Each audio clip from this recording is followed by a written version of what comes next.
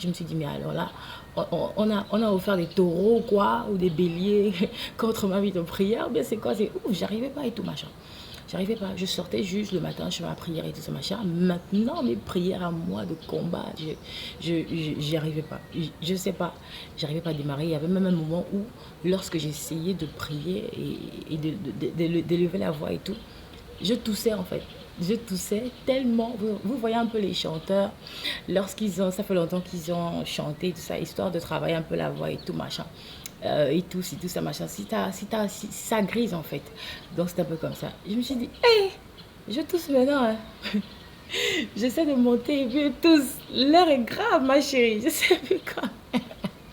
Coucou, moi c'est Lucas, je suis la petite sœur chérie et préférée du Seigneur Jésus-Christ de Nazareth. Alors je vais vous raconter une histoire. Lorsque le mois de janvier est arrivé, je pense que c'était le premier jour, je sais pas, j'avais décidé de me séparer de tout ce que j'utilisais comme acte prophétique pour prier et tout ça. Je me suis dit, bon, cette année on va faire simple, je suis fatiguée là et tout, machin et tout. Mais voilà, j'avais adopté, je peux dire, j'avais adopté une nouvelle façon de prier, voilà, qui me convenait bien, c'était moins stressant, c'était moins épuisant que ce que j'avais l'habitude de faire et tout. Donc voilà, je sors le matin, je prie selon des recommandations que j'ai reçues de l'Esprit et tout ça. Mais jusque au fur et à mesure que les mois, les semaines passent et tout, je me rends compte que vraiment j'ai du mal à faire mes prières que j'ai l'habitude de faire même normalement, voilà, à la chambre et tout machin.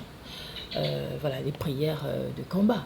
Parce que voilà, on parle avec Dieu à tout moment et tout ça. Mais j'ai vraiment eu l'impression qu'il y a eu quelque chose qui a été fait contre ma vie de prière. C'est-à-dire que là, on n'a pas attaqué autre chose, mais là, on a carrément attaqué. On s'est dit, bon, on va frapper sur la force de cette fille-là. Et puis voilà, ça se manifeste dans le monde physique. Tu décides que bon, non, là, je zappe sur cette façon de prier, là, c'est trop long et tout, etc.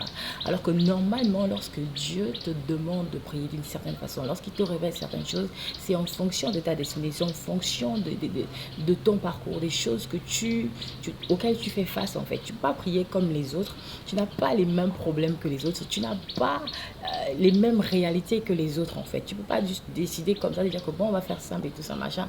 Je suis un peu trop fatiguée. Il y avait même un homme de Dieu qui m'avait dit que voilà, que je sens que le feu de la prière est descendu et tout ça, machin. J'ai dit ouais, grave, hein. J'ai grave baissé et tout, machin. Voilà, mais s'il arrive un moment où je suis dans une atmosphère de prière, voilà, je me lâche. Mais c'est-à-dire, voilà, moi, mon rythme à moi que j'avais toujours eu en fonction de ma destinée, en fait, je ne les pratiquais plus, en fait. Voilà, je ne pratiquais plus ça. Et Dieu aussi merci, parce que dans sa miséricorde, il a permis que je puisse entre-temps, adopter également d'autres façons de prier, parce que la Bible déclare faites toutes sortes de prières par l'Esprit. Et ça m'a permis de me maintenir en fait dans cette période-là. Ça m'a permis de toujours quand même avoir certaines choses qui se dégagent dans le monde spirituel en ma faveur, par la grâce de Dieu et tout, etc. Malgré les malgré et tout. Donc voilà, pour moi, ça devait vraiment être un gros miracle si ma vie de prière revenait à la vie, quoi. Parce que franchement, depuis janvier, je comprenais pas ce qui se passait. Je comprenais pas, en fait. C'est là que j'ai commencé à vraiment me poser des questions, à prier, détruire ici, détruire là-bas et tout, machin. Mais rien. Ça peut revenir aujourd'hui, là, demain, là, zéro. Poum, je retombe encore dans la routine, en fait, d'habitude. Ce n'est pas mauvais de prier de manière très simple et tout ça. Voilà, ça tout le monde le fait parce que Jésus c'est notre ami, on discute avec lui de tout et de rien, voilà. Lorsque quelqu'un te fait du mal, tu Congo, ça veut lui dire que tu vois, personne, non, non, voilà. Seigneur, j'ai tel projet, voici, voici, ok. Ça c'est bon, voilà. Mais en fonction de ta destinée, il y a certains types de prières que tu te dois de faire pour pouvoir avoir certains types de résultats. Tout dépend de la meute, la meute de loups qu'il y a après toi, en fait, tu vois. Voilà. Et lorsqu'on parle de quelqu'un qui aime beaucoup prier, etc., c'est pas pour s'en vanter, en fait. Voilà. Parce que parfois, certaines personnes pensent que lorsque les gens prient beaucoup ou prient à haute voix, c'est pour attirer l'attention ou quoi que ce soit. Non. La personne sait que si il ou elle ne prie pas comme ça, là, il ne peut pas avoir certains types de résultats. Voilà. On peut même être de la même famille, on peut vivre dans la même maison, vous voyez. On peut même vivre dans la même chambre. Mais c'est pas, mais les sorciers, de votre famille, les sorciers du territoire. On parle juste de ça. Ils ne vont pas vous combattre de la même façon. Peut-être toi, ta vie de prière ou ta vie même ne vont même pas trop les intéresser par rapport à l'autre en fait. Donc tu vas remarquer que l'autre prie beaucoup et tout, etc. Tu vas te dire, mais pourquoi tu pries comme ça? Jésus a tout accompli. Pourquoi La personne sait dans quoi il est. La personne sait dans quoi elle est en fait. C'est pour ça qu'elle prie comme ça. C'est pour ça qu'il prie comme ça en fait. C'est pas pour t'impressionner ou je sais pas en fait. C'est en fonction des combats de sa destinée. L'ennemi n'a pas le même regard sur vous en fait. Tu vois. Donc voilà, c'est vraiment pour recadrer les choses, le fait de... Parfois les gens pensent qu'on prie pour les impressionner, et tout, etc. Donc du coup, moi, j'ai pas honte de dire que vraiment ma vie de prière a été très attaquée. Très attaquée, mais de ouf en fait. Donc ce que je voulais énoncer, c'était que parfois on peut être totalement à plat. Moi, je parle par exemple de ma vie de prière, mais en fait pour tous les domaines de la vie où on ne sait même pas comment s'en sortir, on se dit que non, là vraiment, là, je ne sais même pas comment tu vas faire pour faire renaître ça. Je ne sais même pas comment tu vas faire, Seigneur. En tout cas, j'ai foi, mais je ne sais pas comment, en fait. Parce que là, franchement, j'ai tout essayé, mais rien du tout. Mais en fait, entre-temps, Dieu est en train de te donner des petits puzzles, en fait. Des petits puzzles. Même si c'est une attaque de l'ennemi qui fait en sorte que ta vie de prière soit à plat ou un autre compartiment de ta vie et tout, il te donne des petites pièces chaque jour, des petits puzzles et tout, etc. L'ennemi ne le sait pas. Mais c'est avec ces petites choses-là que tu reçois tous les jours, lorsque tu pries déjà même également pour le fait que tu veux que ta vie de prière revienne, il te donne des petits puzzles, des petites idées et tout, etc. Et le jour où il décide d'en faire un gros gâteau pour se fâcher contre tes ennemis, il te donne le puzzle tout entier comme ça. Ça, c'est ce qu'il a fait pour moi en fait. Et franchement, j'étais trop choquée en fait. J'étais trop choquée. Entre-temps, Dieu est en train de me préparer sur une nouvelle façon de prier qui allait me donner des résultats autres que ce que j'avais auparavant. Donc en fait, je n'ai rien perdu en fait. Au contraire. Alors là, mais je suis très contente. Je me dis, bon, j'en ai profité pour me reposer. Bon, maintenant, il faut travailler. J'en ai profité pour me reposer.